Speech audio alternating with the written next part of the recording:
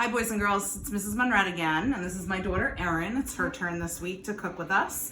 And this week we have split peas again in your backpack. So we've been looking for recipes for split peas. Maybe you have too, and we found one for split pea pancakes. Now we made them already, and we don't look at them like the pancakes that you would eat for breakfast. We look at them more like a potato pancake, something like a side dish or something like that. But if you want to eat them for breakfast, eat them for breakfast. So we found this website, yummyinspirations.net, and we looked at the ingredients. We need 3 eggs, a cup of milk, a cup of cooked split peas, a third cup of flour, salt and pepper, and a little bit of oil. Now they said to use coconut oil and coconut milk and coconut flour, and I don't have any of those, so I just used normal flour, normal milk, and it came out fine. So the steps are, you're gonna have to soak your split peas overnight, and then you're gonna cover them with at least double the amount of water because they swell. So we did that last night, and then we rinsed them really well today in a pot. Then we put them in another pot with water and just cover them, and you need to bring those to a boil so that it simmers and makes the split peas soft. So we did that, and we're gonna show you, first before I even get to that, I wanna show you the email address again, munrettk@schenectady.k12.ny.us. If you send a recipe or a video to me, you are in the running for a $25 gift card for Price Chopper. So let's start. Right here is the bowl of split peas that we soaked.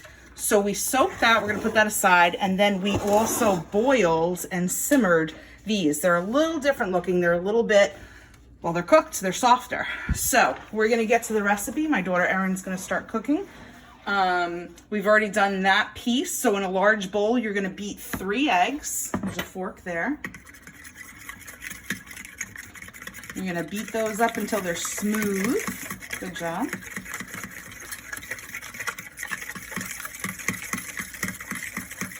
Okay.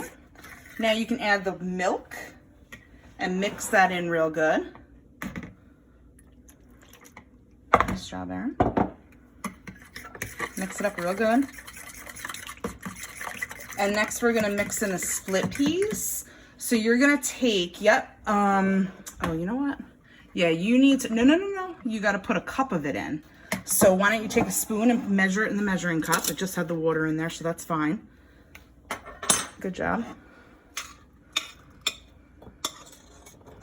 Measure to where it says a cup.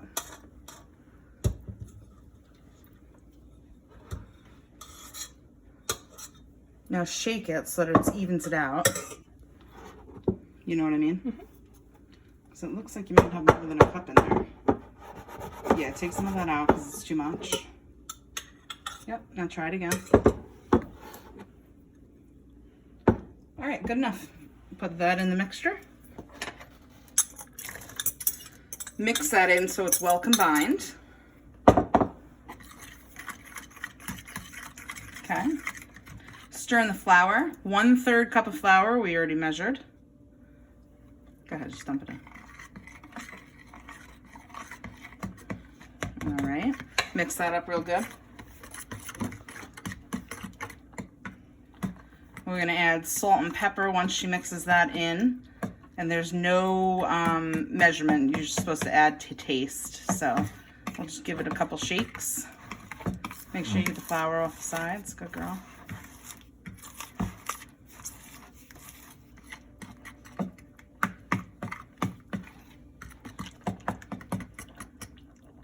Okay. Throw in some salt and pepper. Go ahead, just give it a couple good shakes.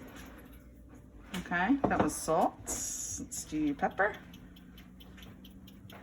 All right. So now, after she combines that really well, she needs to put that in the refrigerator for 30 minutes. So I put it in a different batch in the refrigerator for 30 minutes, and I realized 30 minutes probably wasn't enough. It needed to go in for a little bit longer. So Erin, let's switch it up. This is the bowl that was sitting in the fridge. It just kind of thickens it up a little bit. Give it a good stir. Okay. And then we're going to turn our stovetop on. Remember, you're not going to do that unless you have a parent with you. So we're going to do medium heat. And we're going to put, okay, you can leave that be. Unscrew the oil. We're going to put just a tiny bit of oil in the pan. That's good, that's good. And we're going to let this get hot. And I did not turn this on ahead of time on purpose because I did not want to ruin another pan.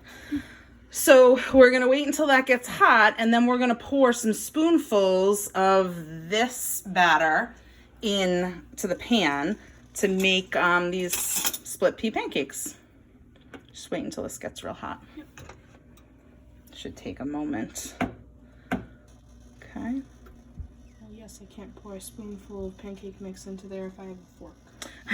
No, you cannot use a fork to pour a spoonful. Good job.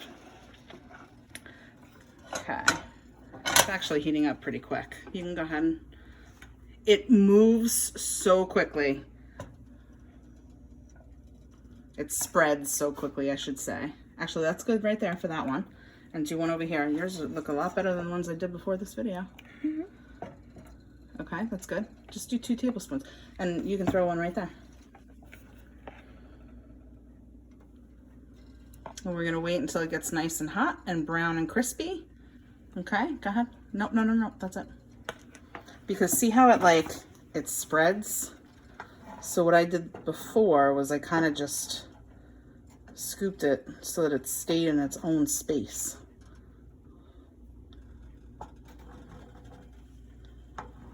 It'll take a couple minutes. But once it all sets like normal pancakes, you'll see that you can flip it. We can't really flip it right now. Not yet. But it's starting to sizzle, starting to cook. And we had tried this before and we thought that it would taste good with some applesauce, kind of like potato pancakes do. Or it was fine plain. It tasted good plain too. So we'll just wait one more second. See if we can flip. Is this one ready? This one might be ready. Oh. They're very thin. They remind us of crepes too. So you really probably could do that. You could probably use it as a crepe also and just stuff it with some fruit or Nutella if you like Nutella, something like that. It's really endless. And if you come up with a great way, make sure you email me or send me a video of it, and then we can put you in the raffle to send you a gift card to Price Chopper. So we're going to show you the plate of the split pea pancakes that we made before this. These were the finished ones. Like I said, they're nice and thin, so you could use it as a crepe if you want, or a regular pancake. And that's it. We're going to finish cooking these up, and I just want to show you the address one more time. And the address is not here. It's Munrett K at schenectady.k12.ny.us, and here is our recipe. So thanks for joining us today, and we'll see you next week. Bye. Bye.